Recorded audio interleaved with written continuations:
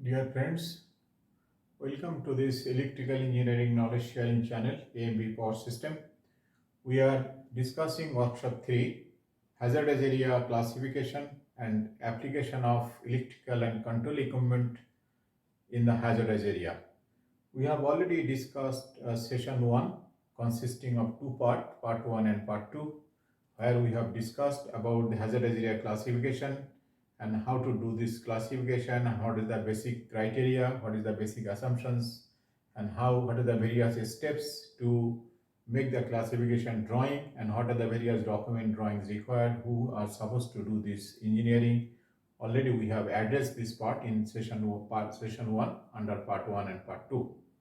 Now today we are going to start the second session, session 2, where we will be discussing the application of electrical and control equipments to be located in the hazardous area. So what will be the application guideline, what is the design guideline, what is the manufacturing aspects, and then what is the process for installation, testing, commissioning, and this maintaining or post commissioning maintenance practice we should follow for this hazardous area suitable electrical and control equipments. That will be discussing under session 2 in the various parts.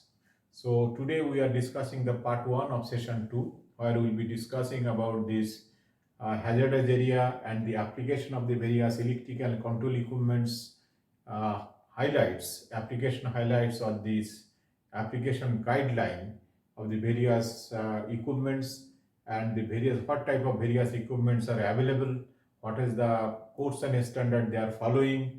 That we will discuss in details.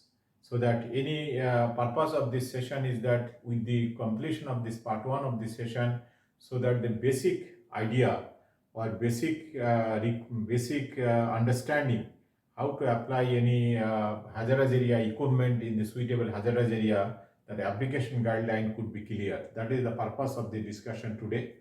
So let's start the session.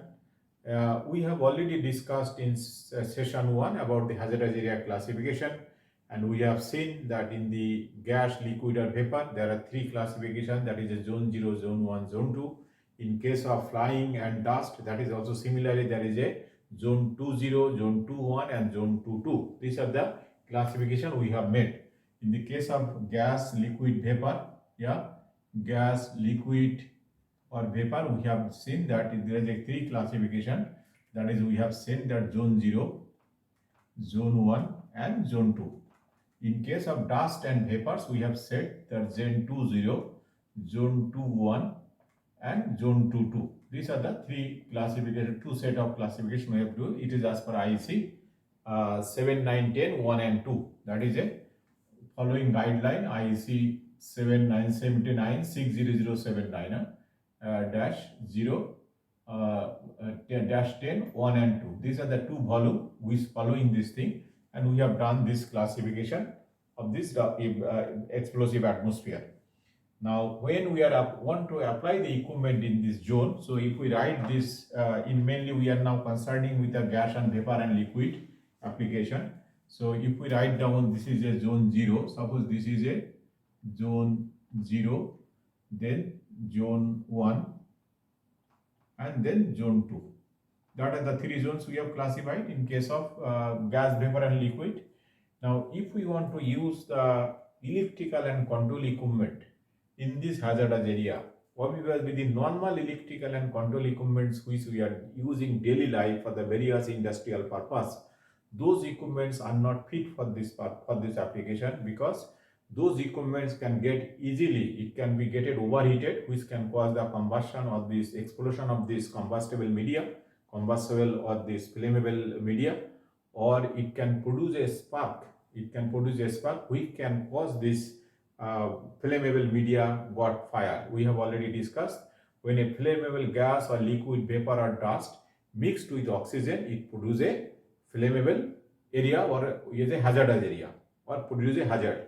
When the hazard means this flammable gas or liquid or dust mixed with oxygen and prevailing in some area, that area is called hazardous area. And in that hazardous area, if some source of ignition, either naked flame or any electrical and control equipment which can produce a spark or high temperature which can cause the ignition of this flammable or this hazardous gas, hazardous area, then fire or explosion will be there. So based on that, with the considering the possibility of prevailing of gas and fire, we have identified the area in the three zones: zone 1, zone 0, zone 1 and zone 2. And within that zone, we have seen there are three gases. For the surface industry, there are three gases. That gases 2A, 2B and 2C we grouped. That is we have seen in the hazardous area classification.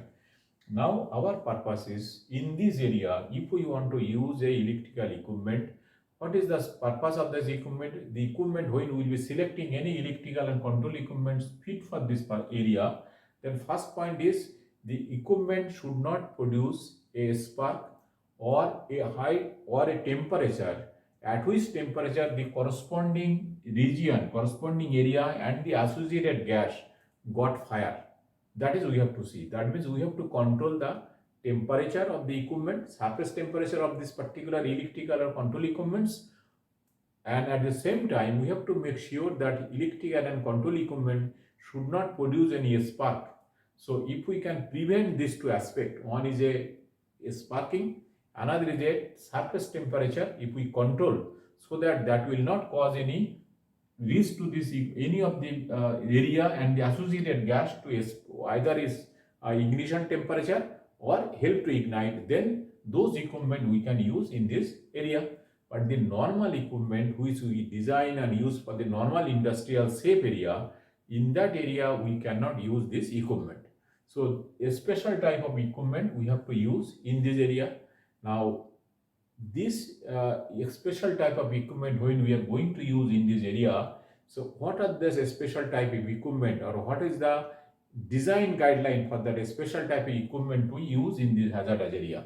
Now when we look into this special type of equipment, there is a various principle inlet to design those electrical or control equipment.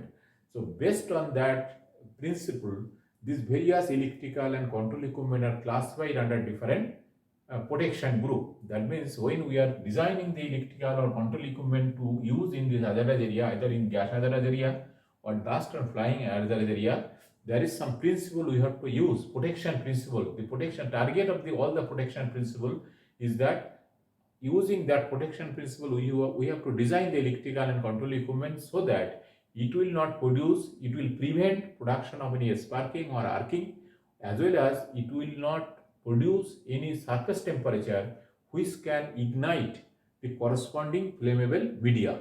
Now the flammable gas, all the flammable gas has not the same ignition temperature, there is a different ignition temperature. So automatically the equipment which will be using in this area, that equipment also has a different surface temperature requirement, the design guideline will be different. So based on that, there are various principle inlet, and those principle, based on that principle, the equipment which are manufactured, that equipment can be used in the different case and different application. So based on that, we will now see for zone 0, what are the principle we can use to design that equipment, electrical and control equipment, which we can use in zone 0. Similarly, we will see what are the various principles available to manufacture equipment or design equipment which can prevent any fire, any surface temperature or a sparking, so that we can use in the zone 1, similarly in the zone 2. Depending, if we consider that way, we can see what the various principle which is available. Based on this principle, we can write down over here what are the various principle available. Okay. Now, as per the zone 0, I will write down the corresponding, so that in classification or grouping will be easier for me. First, for zone 0, now for the principle which is available for in the market for the designing and manufacturing of the equipment, first we call it is called intrinsic safe circuit. Intrinsic safe circuit equipment. This is one group of equipment. This is the one group of equipment. Second group of equipment is a flame proof equipment. Flame proof equipment. Okay, now intrinsic safe circuit equipment, it has three category: IA, The symbol is IB and IC. These are the three category. I have to keep some space over here because I am planning to write the standard over here also. This equipment has a three category, that is IA, intrinsic is IA, IB and IC. These are the three category under this intrinsic shape circuit equipment. Second is a flame proof equipment. This is another category, that is we call EXD equipment. Okay. Then the third category, these are the principles by which we can manufacture, we can design the equipment. Principle of design. What are the principles we will use in designing that equipment? We are discussing that principle. First principle we can use for designing the equipment is the intrinsic shape circuit principle. Then there is a flame proof equipment design, or that is another principle. Then increased safety type. Increased safety type design, that is you call EXE. EX means is the explosion proof. Explosion, it is a explosive atmosphere. This EX, here also EXIA. EX means is a explosive atmosphere using equipment, but the principle we call E. Here is principle is D. Here is principle is IA, IB and IC. Then next is it is increased safety. Next is you can use your powder coated, powder filled, powder filled principle or equipment, powder filled equipment, that is we call is a EXQ. A small q or capital Q you can use, is a powder filling, that is sand filling, dust filling, this type of filling equipment. Then next is your oil immersed equipment, oil immersed equipment. If I put this equipment electrical component inside oil immersed, that is a oil immersed component, oil immersed equipment. Then we have a encapsulated equipment, powder filling. Then is a pressurized equipment, you can write down pressurized equipment, pressurized principle, that is also another group of equipment. Then we have a encapsulated equipment, encapsulated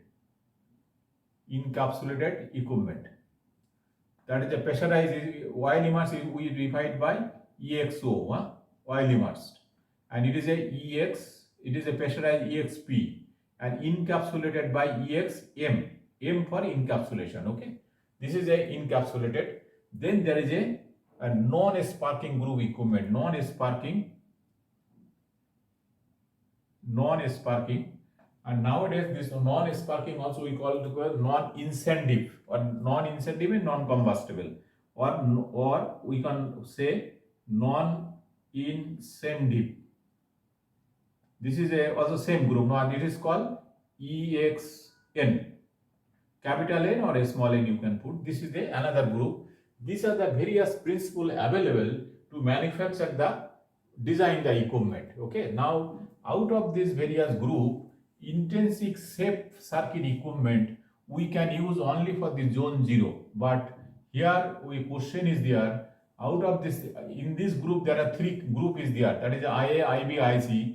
Only IA we can use for the zone 0 area, and IB and IC we cannot use in zone 0 area. It will come under here IA and IB and IC. These two group, though it is intrinsically safe, these two category of equipment we cannot use in the zone 0 area. So in the zone 0 area, out of this all principle, the equipment which is getting manufactured is intrinsically safe circuit. Out of that, only EXIA category equipment we can use for the zone 0. There is another category, it is called enclosure protection category, enclosure protection. There is another category that is called EXT. That is also, it is a new evolvement. So this is also we use for the protection principle. And there is another category called special protection. Okay, special protection, EXS. There is another category, EXS, special protection. That is a new addition in the IEC. So this, out of this all protection, zone 0 protection, this is we use for only intrinsically safe circuit. We use for the intrinsic protection, that is your EXIA. Only this group we can use it for this purpose, and all other equipment we cannot use it for intrinsic, for zone 0 area. And this principle detail how we do this thing, that is highlighted is IEC, corresponding IEC I am writing over here 6007911. This is the corresponding IEC reference to design this zone 0 equipment. So zone 0 equipment only can be designed using intrinsically safe circuit and only IA principle. So that this details is given in this IEC document. Now rest of this principle what we have discussed, except the last one, non-sparking, this one, except this one, so this one, except this non-EXN, this one, EXN, except this one, all other principle we can use for the zone 1 application except this one. This one will be used for the zone 2 application. This non-sparking is applicable for the zone 2 except this one. All other principle, that is a film-proof principle, which is laid down or which is made as per IEC 60079 This is a EXD equipment. How is it made? It is written there. Then increased safety IXC, that is given in IEC 600797. This is the corresponding standard. Then your powder coating Q, that is IEC 600795. Yeah? Powder coating is 5. If you go to oil immersion, that is a IEC, this oil immersion is a 6, IEC 600796. Then your pressurized equipment is IEC 60792. This is a pressurized 2. And encapsulated M, it is actually 6007918. These are the very non-sparking equipment, that is your EXN equipment. It is mentioned in your IEC 15. This is given in IEC 6007950. Okay. So these are the various standard and various principles and corresponding standard, and all this principal equipment can be used in the zone 1 area. Okay, this is fit for the zone 1 area. Now when you go to the zone 2, only non-sparking equipment, this is suitable for zone 2 area, this equipment. Okay, this is the basic guideline. Now let's come to this. This is the most stringent or toughest principle. So if this equipment, now they go in the reverse, now see if this equipment fit for zone 0. So zone 0 we have classified the 3 zone, zone 0, Z0, Z1 and Z2, right?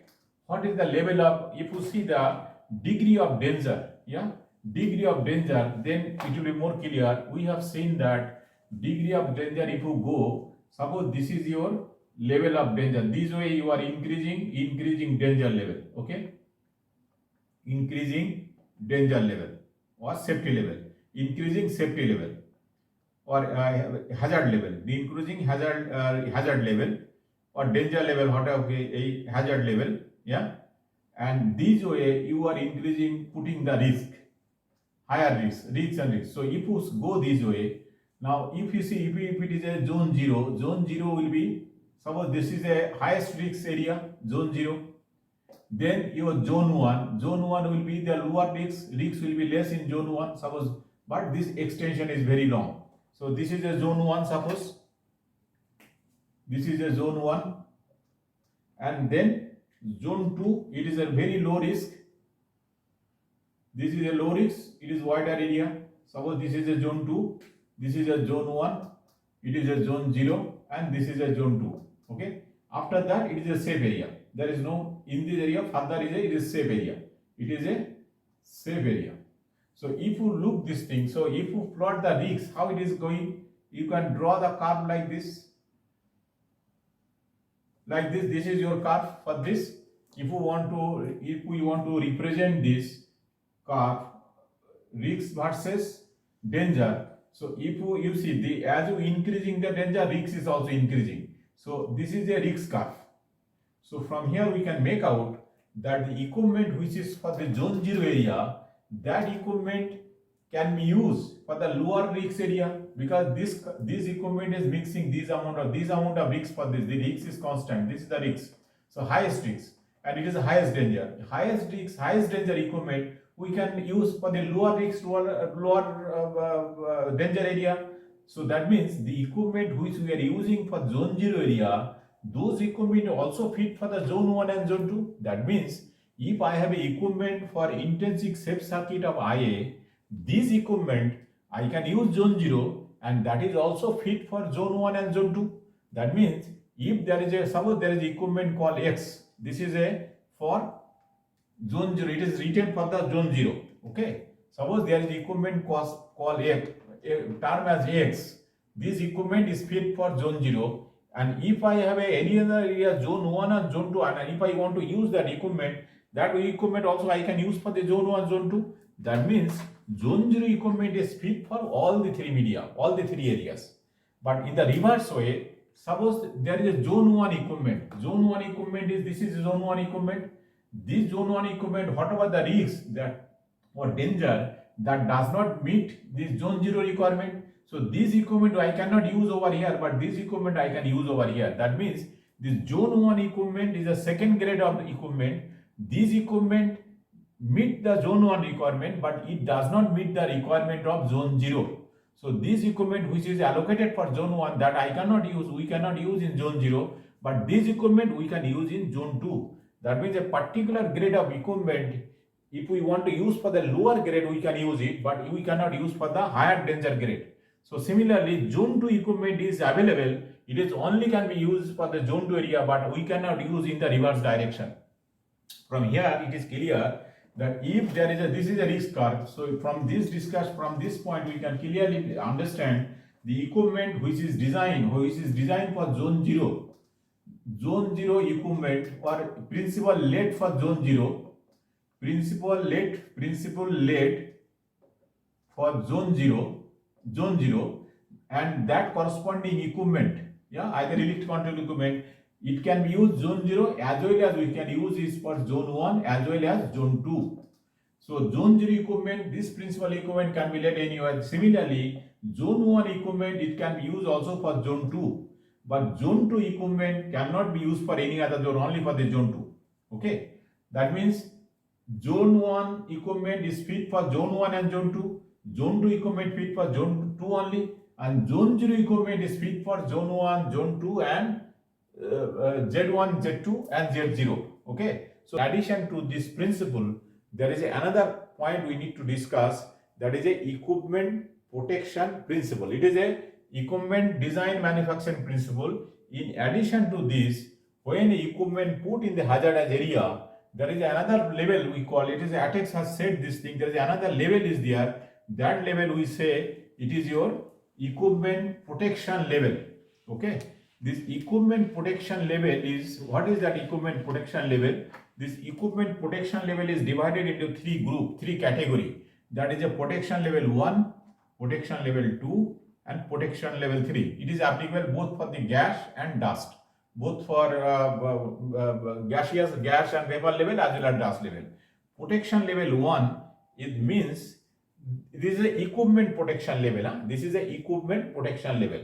If this protection principle laid in this equipment in such a way that the equipment will operate successfully in the abnormal condition, and it will take service to cascaded fault, to series fault, 2 number fault taken place one after another. In that case, the equipment will continuously operate. That means under continuous operation, if there is a 2 successive fault, the equipment will do its job. Then we call it as a grade 1 protection. In that case, 2 fault, continuous 2 fault condition, it will operate. It will work properly. Even there is a 2 fault case, 2 fault has happened successively. In that case, if the equipment maintain its work, then we call it as a grade 1 equipment. But if the equipment is designed such a only 1 fault condition, it will work.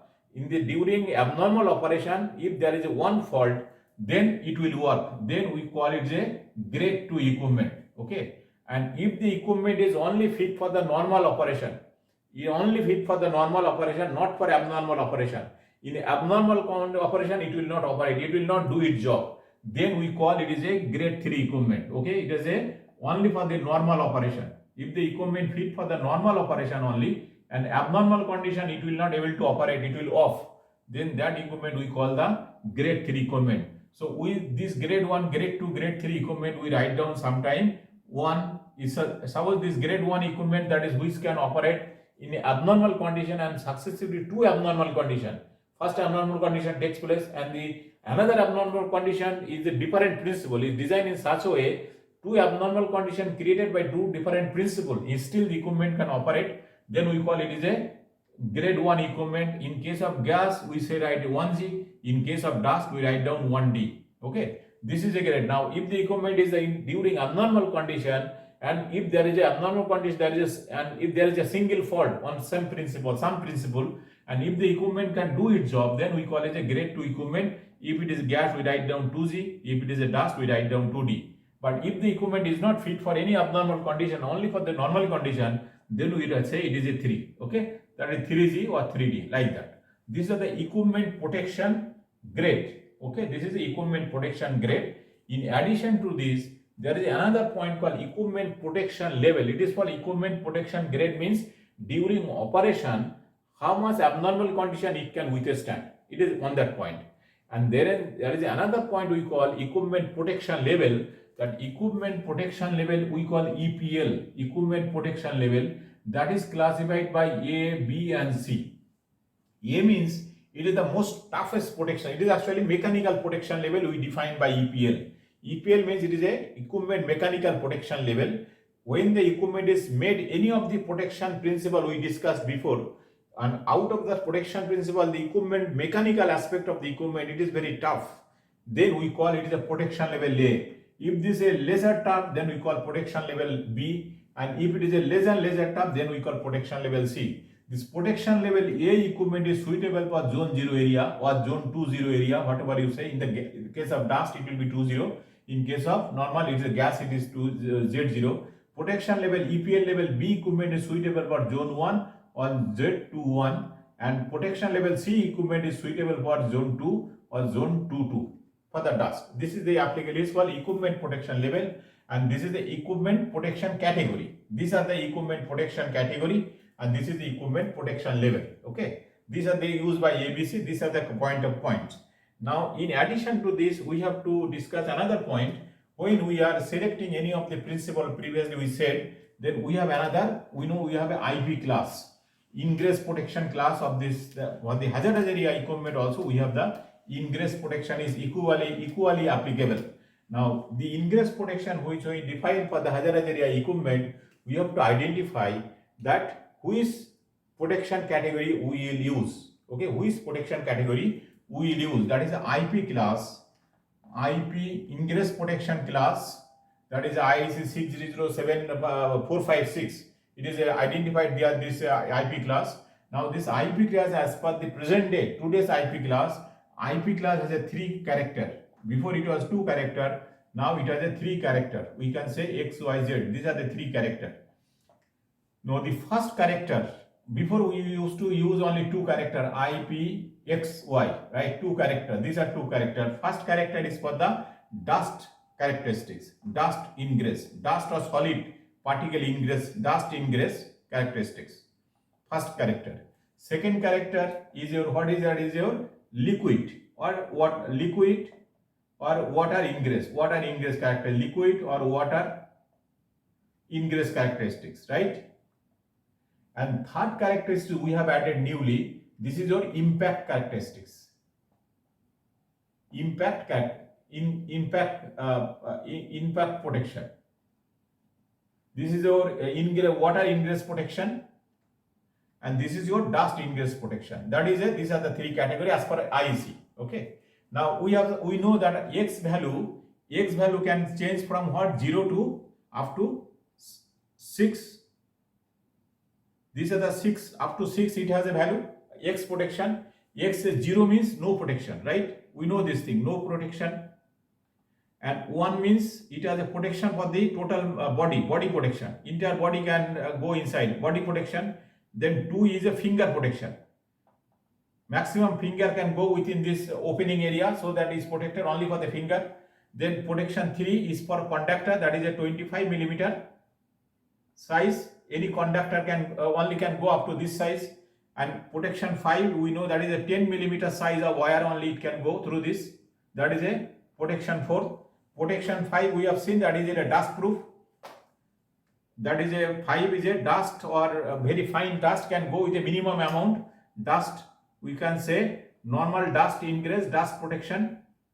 And number 6 is no dust or no particle can go inside, no dust. It is dust proof. It is for dust ingress with a minimum amount of dust deposition may be possible. But in case of 6, no dust ingress, that is a fully proved, no dust ingress possible in this protection. So these are the 7 category we have.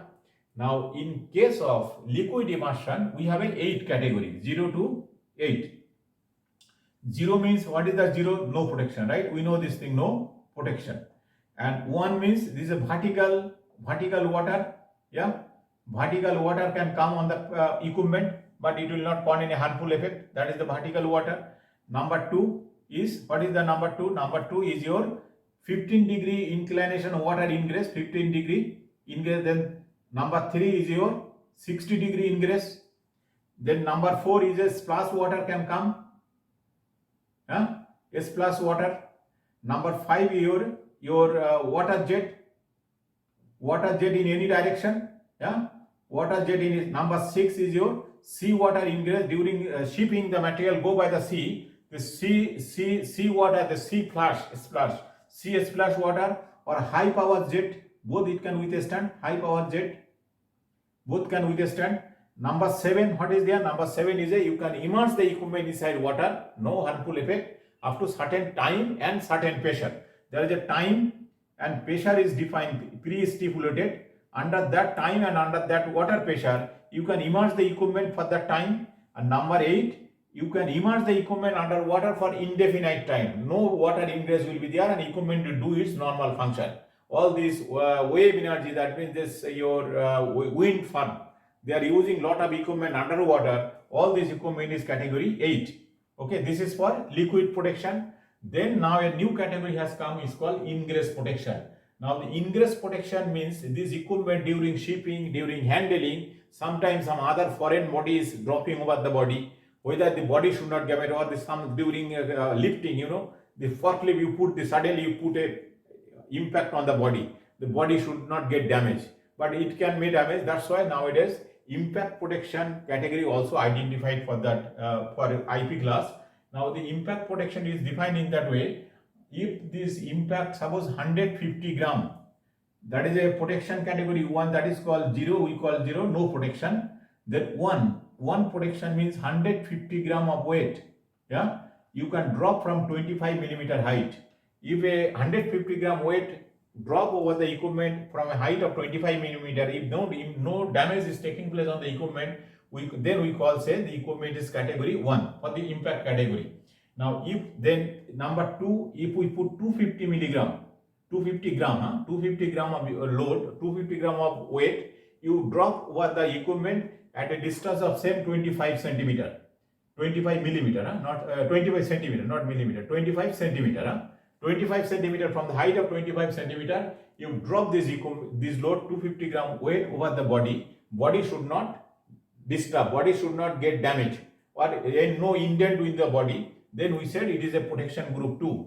Then the protection group 3 means 250 gram same weight you will drop from a height of 40 centimeter. If it does not impact, then it is we say it is protection group 3. Then protection group 4 is not there. Then protection group 5. Protection group 5 is your half kg, 500 gram. 500 gram weight you drop from a height of 40 centimeter. From height of 40 centimeter, if you drop and if it does not get any damage, then we will say it is a grade 5. Then we have a grade 7.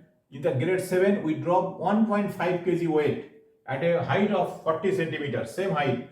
40 centimeter height, if you drop this 1.5 kg weight on the equipment, and if the equipment does not get damaged, then we call it is a protection category for the impact protection category 7.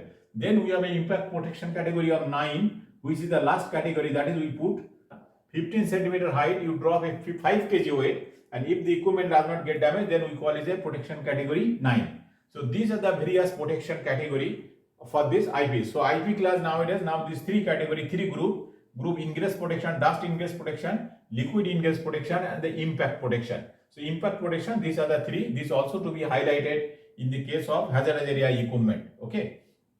Now with this, now we have to discuss another point about the hazardous area, that is this hazardous area marking. When the equipment is manufactured, Now, this equipment, suppose why the marking is very, very important for the hazardous area, because first of all, hazardous area equipment marking is important in the sense, hazardous area equipment before this ATEX certification was ATEX or European Community. Yeah, CE. CE is called Community is a German word, Community of European, Community of European. That is we call CE. This CE is make this ATEX. Intention of this understanding that under the European Community, following the ATEX guideline, if the equipment is manufactured, then that equipment can be traded or used all of the European countries. When the European Communities is there, European Communities one country to other country to using this equipment, ATEX was formed. The ATEX intention was that once the manufacturer manufactured the equipment following the ATEX guideline or ATEX directive, then that European directives once is followed, then that equipment can be used inside any of the European country. So each and every country does not need their own national standard. This is a ATEX standard which can use by any of the manufacturer, and if the equipment is certified by ATEX authorized certifier, then that equipment can be used by any of the European countries. That is the purpose of this ATEX certification. But then that equipment cannot be used outside European Community. Now European Community, UK has come out from the European Community. They have their own standard, BS standard. Now European Community ATEX certified equipment can be used under the European Community, but you cannot use this equipment outside in Middle East. You want to use it in Asian country, you want to use it. You want to use in US, then the ATEX certified is not. They are not allowing this. ATEX European Community is not allowing to trade this equipment outside European Community. So then that means this equipment cannot be used by Asian countries or cannot use by Middle East, but that is not possible. That's why new group has come out, that is we call IEC-EX. IEC-EX. Now this IEC-EX is another grouping, another community has the standard has come out, and if as per this as IEC has put some testing company in the market, and Basepa is one of the company, they have said once the equipment is manufactured or designed and manufactured as per IEC-EX guideline, and the equipment is certified by the certifier who are authorized by IEC-EX. So equipment, first is equipment to be designed, engineering, manufactured as per IEC-EX guideline, number one. Number two, the equipment to be, after manufacturing, the equipment to be type tested as by the certifier or the testing company who are authorized or who are certified by IEC-EX. If you do this certification, then that equipment is universally accepted all over the globe. It is not only continental basis. Any company, any end user, any country end user can use that equipment. That is the today's intention of IEC. So IEC-EX has formed to unify this EXD product to trade all over the world with the same standard. So that is the purpose of IEC-EX. So before it was ATEX certified, now ATEX has more flexible, now become converted to IEC-EX. With the IEC-EX manufacturing policy and certifying, then that equipment is not only limited to the European Community, it can be traded and used all over the world. That is the present day IEC-EX going on. And as per this, if you look into the IEX certification, now any equipment when it is manufactured following by IEC guideline and it is tested or certified by IEC authorized testing company, then there is a guideline how they will mark the equipment. From the marking you can make out the equipment is meeting this IEC requirement, as well it has been certified by IEC recognized certifier. That's why IEC has given, IEC or ATEX has given a marking guideline. This marking guideline, what is that marking guideline? Marking guideline, first is it must contain the symbol of conformity of European, that is CE. It should be there first. Then we have to identify that is EX equipment. This is a EX equipment. That EX should be there. Then next character, whether the equipment is for the surface industry or mining industry. We have seen that surface industry, we say it is a group 1. Mining industry, it is a surface industry group 2. Mining industry group 1. Then we have, this is one character. This is the second character. Third character, it is a underground industry or surface industry. underground or surface. This to be identified by the character. Okay. Then once it is underground or surface, then there will be either gas or there could be dust. In both cases, that should be there. Then we have to identify that which protection principle has been used in this equipment. That means protection principle. Protection principle to be identified over here. Once protection principle is identified, then under which dust category or gas group we have to use. We are using this equipment. That is a gas group or dust group. That is we have to use after that. Then next point we have to identify that temperature category of the equipment. Temperature category. We have to use this temperature category. Next point is equipment protection level. That is another category. Then we have to use equipment protection level. EPL. We already discussed about equipment protection level. There is a B, C. There are 3 levels are there. That is also to be discussed. So here this equipment principle. This is a underground. Here is a another point I have mentioned over here. Here another point will come. That is a equipment protection category. Okay. Equipment protection category. We have just discussed equipment protection category. There will be 1, 2, 3. That is that to be discussed over here. So these are the various information to be available on the equipment. So let's consider one of the equipment. Suppose we have equipment we are using in the gas medium surface industry. It is a 2B. Suppose the gas is a 2B gas. Okay. 2B means what we said, that is suppose it is ethylene. C2H4. Okay. So it is a first we put C marking, then we'll put EX marking. Then it is a underground or surface industry. Underground is 1, surface industry is 2. So we are using a surface industry, so we'll be putting 2, right?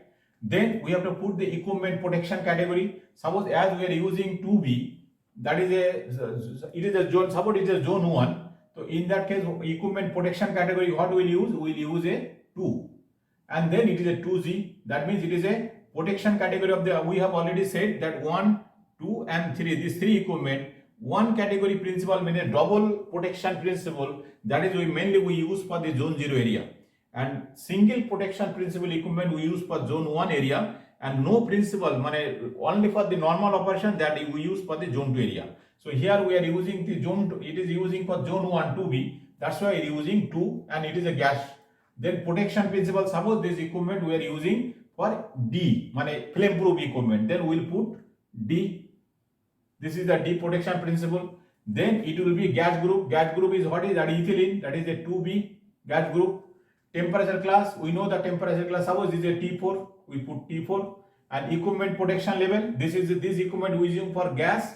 And suppose it is a ABC. A is a toughest protection. So we will use B protection because it is a zone 1. So these will be the marking on the equipment. From this equipment marking, any electrical engineer or professional, he can immediately make out this equipment where it is fit. So if I see this equipment for zone 1, suppose this is a suitable for zone 1. As per this, it is a zone 1 equipment suitable for zone 1. Now suppose I want to use this equipment in zone 2. So I have no problem because zone 2 is a more relaxed. So I can easily use the zone 1 equipment we can use for zone 2. So I can use this also for the zone 2. But I cannot use this equipment for zone 0. Okay. So principle, so that is the way the marking. In addition to this marking, to identify the equipment has been marked by a certifier who is authorized by ICX. So this company, he will put a marking like a CE, then he will put a certificate number over here.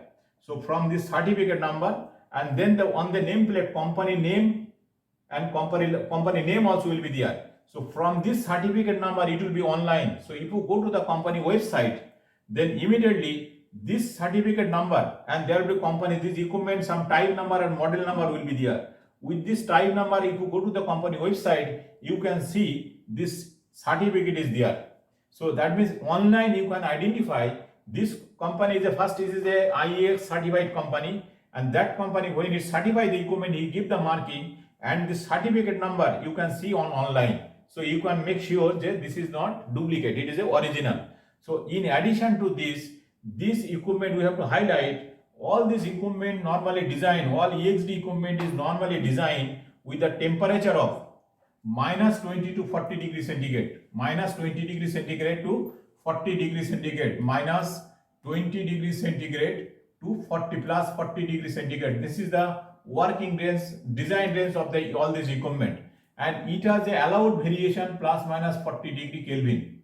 That means it has a 40 degree centigrade. So if we add this thing, that means this equipment can work minus 20 degrees centigrade to 60 degrees centigrade, because 40 degree plus minus variation is the 40 degree Kelvin variation is there, 80 degrees centigrade, not 40, 80 degrees centigrade. If you put plus temperature 40 plus 40, 80, and if you go minus 40 this side, it will be minus 60 degrees centigrade. So this is the range it is work out, but if it is work above this 40 degrees centigrade, then the temperature deviation we have to mention on the marking. It is suppose it is a suitable, it is designed for 60 degrees centigrade. We have to mention the ambient condition considered in this design is 60 degrees centigrade. So you have to write down T ambient equal to 60 degrees centigrade. Now it has this expression or this equipment can be used for the various type of atmosphere, as well as this equipment can be not only the difference of temperature, it can be used for the different voltage.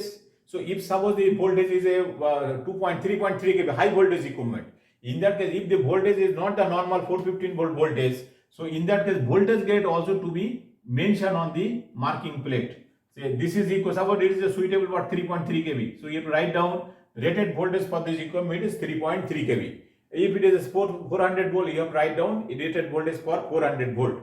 This way this marking to be made on the plate. But main part of the marking is this part. From the part we can easily make out. But if you go just latest IEC EX marking, in the IEC EX marking, this part is not there.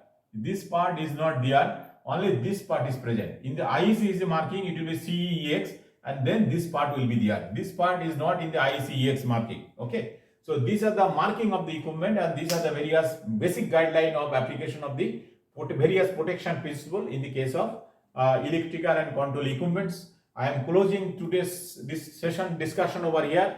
The next discussion we will be discussing each and every principle which we have highlighted here. About 8 principles we have discussed, from the intrinsic shape up to the non-sparking. Each and every principle, based on this principle, how the equipment is getting designed, that discuss what is the application, that also we will discuss item by item in the next part of this session. So maybe another 2 session or 3 session we will be discussing this part. Then another session we will be discussing about the various installation, testing, commissioning, which will follow IEC guideline 14. This is the guideline we have discussed about the various guideline for this manufacture and design. But for the end users, those who are using this equipment, they have a guideline IEC 60079, 79, that is a 714. 17, these are the 2 major guidelines. 14 is for this installation and erection, and 17 is for overhauling, maintenance. This is guideline over here, and already we have discussed 79, 10, 1 and 2 for the hazardous area classification, that we have already discussed. So for the end user, mainly these 2 volume, IEC 14 and 17, it is mainly for the hazardous area equipment, electrical equipment, overhauling, maintenance, installation, testing, commissioning is discussed over here, and 17 is for overhauling and maintenance. So this is all about for today, and we'll discuss in the other the rest of the things we'll be discussing in subsequent sessions or subsequent part of the session too. Thank you very much.